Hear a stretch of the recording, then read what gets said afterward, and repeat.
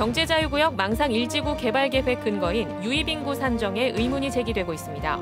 동자청은 사업자 선정 특혜 의혹에 대해 지정 요건을 갖췄고 부동산 개발 차익 주장은 불가능하다고 반박했습니다. 그동안 땅 짚고 헤엄치기 사업이라 여겨졌던 석탄화력 발전 사업이 앞으로는 대기오염 규제가 강화되는 등 여건이 악화되고 있습니다. 정선군 신동읍 예미농공단지가 분양이 덜 되고 입주기업 가동률도 높지 않아 정선군이 활로모색에 고민이 깊습니다. 강릉시가 동해 북부선이 남강릉역을 거쳐가지 않더라도 남강릉 일원의 허브 거점 물류산업단지 조성을 추진하겠다고 밝혔습니다. 안녕하십니까. 뉴스데스크 강원입니다. 경제자유구역 망상 1지구 개발 계획이 아파트와 복합 상업 건물 등 거주 인구 비중이 높게 설계됐다는 소식을 전해드렸습니다. 계획대로 외지 인구가 유입되면 좋겠지만 이런 유입 인구 계획의 산정 근거마저 의심스러운 상황입니다. 김영호 기자가 보도합니다. 경제자유구역 지정 당시 망상지구의 개발 방향은 명품 해양 복합 관광이었습니다. 전 세계의 정원을 테마로 플로라시티 개발 계획을 정했다가 캐나다의 던디그룹이 개발 사업자로 지정되면서 2015년에는 명품 해양 복합 도시로 규모를 확대했습니다. 당시 산업자원부 고시를 보면 망상지구 개발 면적은 3.5배가 늘어나고 사업비는 1조 1,000억 원, 유발 인구는 15,000여 명으로 계획됐습니다.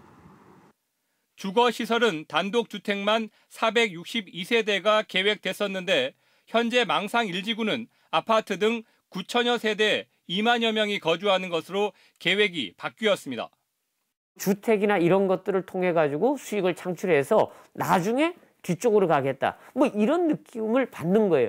뒤쪽에 있는 개발은 안 하는 게 아니냐라는 의구심을 당연히 가질 수 있는 거죠. 그렇다면 현재 망상 1지구에 계획된 거주인구 2만 명의 산출 근거는 뭘까? 동해시의 중장기 도시 인구 계획에서 단서를 찾을 수 있습니다. 동해시의 경제자유구역 지정 면적이 가장 넓었던 2015년을 기준으로 북평지구와 망상지구의 사회적 증가 인구는 2030년까지 2만 5천여 명이었습니다. 망상지구의 개발사업 시행자가 동해 ECT로 바뀌고 북평지구도 사업 면적이 대폭 축소됐는데도 경자구역 인구 증가 계획은 크게 바뀌지 않습니다. 당초 2만 5천여 명으로 잡았던 동해시 경제자유구역의 인구를 망상지구에만 2만 2,800여 명으로 잡은 겁니다.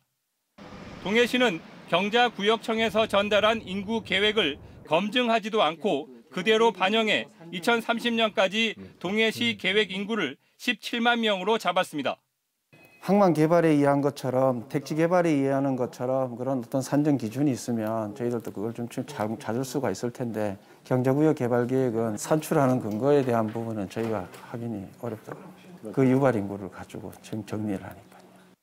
정확한 인구 예측 없는 아파트 건설 계획은 동해시 전체의 도시 개발에도 영향을 줄 수 있는데 대규모 개발 사업이 예정된 묵호항 재개발 사업도 타격이 불가피합니다. 경자구역청은 망상지구 투자 유치에 힘쓰고 사업이 중단되지 않도록 하겠다는 입장입니다. 개발사업 시행자가 권리도 있고 의무도 같이 있는데 같이 저희가 관리 감독을 하기 때문에 그렇게 마음대로 자기네가 먹튀하거나 땅만 팔고서 사업을 안 한다거나 이런 거는 할 수가 없어요. 동해 지역에서는 경제자유구역 개발 수립의 의혹 규명을 촉구하는 대규모 집회까지 열렸고 도의회도 다음 달 경자구역청 감사를 진행할 계획입니다. MBC 뉴스 김영호입니다. 동해안권 경제자유구역청은 망상지구 범시민 비대위가 제기한 의혹에 대해 해명하는 입장을 발표했습니다. 개발사업 시행자 지정 특혜 의혹에 대해선 동해 ECT가 전체 개발 토지의 50% 이상을 확보하는 등 관련법에 따른 지정 요건을 충족해 적법하게 개발 사업자로 지정됐다고 밝혔습니다. 또 개발 사업자가 아파트 분양 등으로 과도한 부동산 차익만 노린다는 주장에 대해선 정주 환경 조성 후 공동주택을 개발하도록 안전장치를 설정했다고 밝혔습니다.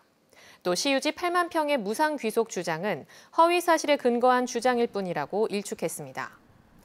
동자청은 허위사실 유포에 대해서는 법적으로 엄정 대처하겠다고 강경 입장을 보였습니다. 인제군 남면에 위치한 군부대에서 코로나19 확진자가 1명 추가되는 등 오늘 하루 도내에서 환자 5명이 발생했습니다. 강원도에 따르면 앞서 홍천 21번째 환자인 인제군 육군 모 부대 소속 부사관과 접촉한 다른 부사관이 추가 확진 판정을 받아 인제 2번째 환자로 분류됐습니다. 또 원주에서도 기존 확진자의 접촉자로 분류된 초등학생과 70대 여성이 확진됐고 오후에는 초등학생 부모까지 확진 판정을 받았습니다. 이로써 나흘에 걸쳐 원주에서 28명, 홍천에서 3명, 인제에서 1명 등 환자 32명이 도내 곳곳에서 발생했습니다. 석탄 발전 사업은 한전의 자회사인 공기업들이 도맡아 해오다 2011년 민간 기업에 처음 개방됐습니다. 땅 짚고 헤엄치기 사업이라 치열한 경쟁 속에 몇몇 대기업이 맡아왔는데 대기오염 규제를 비롯한 여러 여건이 갈수록 악화되고 있습니다. 유인호 기자가 취재했습니다. 현재 국내에 건설 중인 민간 석탄 발전소는 3곳입니다. 삼성물산이 강릉에, 포스코가 삼척에, SK가 경남 고성에 짓고 있습니다. 강릉 안인화력이 사업권을 신청할 당시에 제시한 건설비는 5조 1천억 원, 지금은 5조 6천억 원으로 늘어났습니다. 포스코 삼척화력은 3조 3천억 원에 짓겠다던 금액이 4조 9천억 원으로 1조 6천억 원 증가했습니다. 민간 석탄 발전소의 투자비와 운영비, 적정 마진까지 보전해주기 때문이라며 엄격하게 심사하라는 요구가 커지고 있습니다. 이게 물가 상승률을 고려한다고 하더라도 조 단위 투자비가 상승하는 이유를 누가 납득할 수가 있겠습니까? 이런 거 보상해주면 이 방만한 대기업에게 수조 원의 특혜를 주는 결과가 되는 거 아닙니까? 석탄 발전소 가동률은 크게 낮아질 거라는 관측이 나오고 있습니다. 재생에너지의 경쟁력이 높아지고 있기 때문입니다. 당초 85%의 가동률을 전제로 건설되고 있지만 실제 전력 시뮬레이션 결과는 2030년에는 가동률이 절반도 안 되고 2040년에는 25%에 불과할 예정인 발전소들입니다. 자칫 엄청난 국민 혈세와 국민의 전기 요금으로 민간 발전 사업자에게 비용 보전을 해야 할. 환경단체들은 석탄 발전소에 자금을 대는 금융기관을 향해서도 기후 위기를 생각해 투자를 철회하라고 압박하고 있습니다. 이런 가운데 강릉 안인화력을 건설 중인 삼성물산은 앞으로 석탄 발전 관련 사업에 투자도 시공도 하지 않겠다고 선언했습니다. 친환경 경영에 동참하기 위해서라고 밝혔는데 기후 위기를 악화시키는 기업이라는 국제적인 압력이 영향을 미쳤다는 분석이 지배적입니다. MBC 뉴스 유일호입니다. 강원도 교육청이 올해 시행하는 초등교사 임용시험에서 교육과정 시험을 없애고 사실상 논술과 면접으로 뽑기로 하자 일부 교원단체가 반발하고 있습니다. 교육감의 교사 선발권이 확대돼 객관성이 훼손된다는 겁니다. 강화길 기자가 보도합니다. 오는 11월 7일 1차 시험이 예정된 2021학년도 강원도 초등교사 임용시험이 새롭게 바뀌었습니다. 이전까지만 해도 교육과정과 교직 논술로 구성됐던 1차 시험은 교직 논술만 봅니다. 수업 실연과 심층 면접, 영어 수업 실연과 영어 면접으로 이루어졌던 2차 시험은 심층 면접 점수를 50점에서 70점으로 높인 대신 수업 실연 배점을 30점에서 10점으로 낮췄습니다. 전국에서 처음 있는 시도입니다. 도교육청은 수업 실연 점수를 낮춘 것은 그동안 변별력이 약해 능력 있는 교사를 선발하는데 한계가 있었기 때문이라고 밝혔습니다. 교육학 단답형에 집중하는 그런 경향이 있기 때문에 이번에 저희들이 제도견을 통해서 강원도를 잘 이해하고 아이들한테 더 많은 열정을 쏟을 수 있는 그런 교사를 뽑기 위한 제도 개선입니다. 시험 제도 변경 효과는 곧바로 나타났습니다. 최근 9년 사이 4번이나 미달됐던 경쟁률이 2012년 이후 최고인 2.53대 1을 기록했습니다. 그동안 과락이 많았던 1차 교육과정 시험을 폐지하면서 시험 부담이 줄었기 때문입니다. 특히 현직 사립학교 교사 등 교직 경력자가 지난해 26명에 올해는 72명으로 3배 가까이 늘었습니다. 하지만 일부 교원단체는 교육청이 논술과 면접으로만 교사를 뽑게 돼 시험의 공정성과 객관성이 의문시 된다고 우려하고 있습니다. 논술과 면접은 주관적 평가로 흐를 가능성이 높다는 겁니다. 또 교육감의 교사 선발권이 강화되면서 교사 선발 기준이 지역마다 달라진다면 국가공무원인 교육공무원의 근간이 흔들릴 우려가 있다고 지적합니다. 교육감의 어떤 교육 정책, 또 방향, 이념 이런 것들이 상당 부분 반영이 돼서 거기에 부합하는 그런 선생님들만 선발이 되는 그런 문제점도 있을 수 있겠죠. 이에 대해 전국시도교육감협의회는 시도교육청이 교사 임용에 대한 권한을 갖는 것이 교육 자체의 기본이며 지역 교육 정책에 부합하는 인재를 뽑기 위한 임용시험 개정은 정당하다고 밝혀 논란은 가시지 않고 있습니다. MBC 뉴스 강화길입니다. 정선군 신동읍에 있는 예미 농공단지가 완공된 지 10년이 되도록 미분양 상태입니다. 입주기업의 가동률도 높지 않은데 정선군이 활로를 모색하느라 고민이 깊습니다. 조규환 기자입니다. 정선군 신동읍에 있는 예미 농공단지입니다.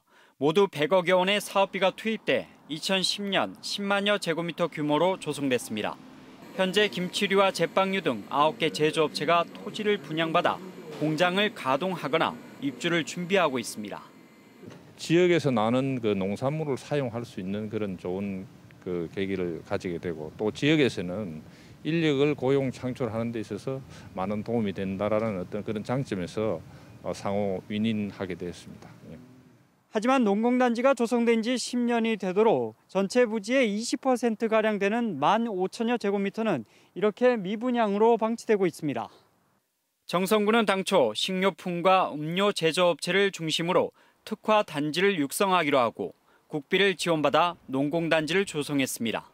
하지만 열악한 교통망 등 입지 여건이 그리 좋지 않고 입주 대상 업종까지 제한하다 보니 토지 분양조차 쉽지 않았던 것으로 보입니다. 결국 정선군은 농공단지를 활성화하기 위해 통신과 전기, 의료, 기계장비 제조업으로까지 입주 대상 업종을 확대하기로 했습니다. 예미 농공단지 내 잔여 부지 2블록은 강원랜드 우수기업 유치 사업 부지로 사용할 예정이며 잔여지 2블록은 입주 업종을 다양화해서 우수기업체를 유치할 계획에 있습니다. 그러나 농공단지가 모두 분양되더라도 입주 기업의 물류비 부담과 구인난을 해소해 50%를 밑도는 가동률을 높이는 일은 여전히 남은 과제로 지적됩니다.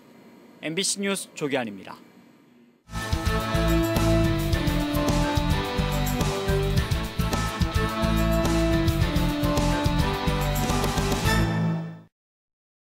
쓰레기 소각으로 인한 산불이 발생해 구규림 0.1헥타르가 피해를 입었습니다. 오늘 오후 2시쯤 정선군 신동읍 천포리에서 쓰레기를 태우다 산불로 번져 구규림 0.1헥타르가 불에 타고 산불은 2시간여 만에 꺼졌습니다. 불이 나자 산림당국은 헬기 2대와 전문 진화대원 80여 명을 투입해 불을 껐고 산불을 낸 가해자를 붙잡아 조사를 벌이고 있습니다. 사육농가에서 아프리카 돼지열병이 발생한 화천을 비롯해 접경 지역에서 바이러스 감염 멧돼지가 계속 나오고 있습니다. 강원도에 따르면 지난 26일부터 이틀간 인제군 서화면과 양구 방산면, 남면, 화천 산해면 등에서 아프리카 돼지열병에 감염된 멧돼지 사체가 발견됐습니다. 화천과 양구 발견 장소 인근 돼지농가 11곳에는 이동 제한이 유지되고 있습니다. 지금까지 도내에서 발견된 바이러스 감염 멧돼지는 371마리로 특히 설악산 국립공원과 5km 떨어진 곳에서도 감염 멧돼지가 발견돼 긴장감이 높아지고 있습니다. 강원도 교육청은 2021학년도 유치원 원화 모집을 위한 처음 학교로 시스템을 내일 개통한다고 밝혔습니다. 처음 학교로는 유치원을 직접 방문하지 않고 온라인으로 지원하고 결과를 확인할 수 있는 유치원 입학 관리 시스템입니다. 학부모는 3순위까지 희망순으로 유치원에 지원하며 전국 동시 일괄 추첨을 통해 원화를 선발합니다. 도교육청은 11월 2일부터 4일은 사회적 배려 대상을 위한 우선 모집을 접수하고 18일부터 사흘간 일반 모집을 진행해 11월 25일 합격자를 발표합니다. 태풍 마이삭과 하이선으로 특별 재난지역으로 선포된 강릉시가 복구액 187억 원을 확보해 복구에 나섭니다. 강릉시는 지난 연이은 태풍으로 섬석천 교량과 도로 등 공공시설 피해 178건 가운데 70건은 실시 설계에 들어갔고 나머지 108건에 대해서도 설계를 거쳐 공사를 발주할 계획입니다. 강릉시의 경우 총 복구비 187억 원 가운데 80.4%인 150억 원 정도를 국도비로 확보해 시비 재원 부담이 크게 줄었습니다. 강릉시가 당초 계획대로 남강릉 일대에 허브거점 물류산업단지 조성을 추진하겠다고 밝혔습니다. 김한근 강릉시장은 구정면에서 열린 읍면동 순회시정 설명회에서 산업단지와 물류단지, 지원시설 등 310만 제곱미터 규모의 허브거점 단지를 조성하기 위한 용역을 국토연구원에 발주할 계획이라고 밝혔습니다. 이는 국토교통부가 동해 북부선 건설 계획에 기존 강릉역을 이용하고 남강릉역을 반영하지 않은 상황에서 나와 관심을 받고 있습니다. 한편 김 시장은 동해 북부선의 강릉역 이용에 대한 국토교통부안을 수용하는 것을 공식화하고 기존 강릉역과 남강릉 허브거점 단지를 연결할 인입선 개설을 국토부에 요구했습니다. 배추와 무 가격이 예년보다 높게 형성되면서 강원도 내 배추와 무 재배 면적이 늘었습니다. 통계청에 따르면 강원도 내 가을 배추 재배 면적은 지난해 1,189헥타르에서 올해는 1,520헥타르로 27.9% 늘었습니다. 가을무 재배 면적도 지난해 463헥타르에서 올해는 537헥타르로 18% 증가했습니다. 전국적으로는 가을 배추는 13,854헥타르로 재배 면적이 지난해보다 26.3% 늘었지만 가을무는 5,147헥타르로 3.7% 줄었습니다. 한편 킬로그램당 연평균 도매 가격은 배추는 지난해 764원에서 1,335원으로 2배가량 뛰었고 무도 617원에서 760원으로 올랐습니다.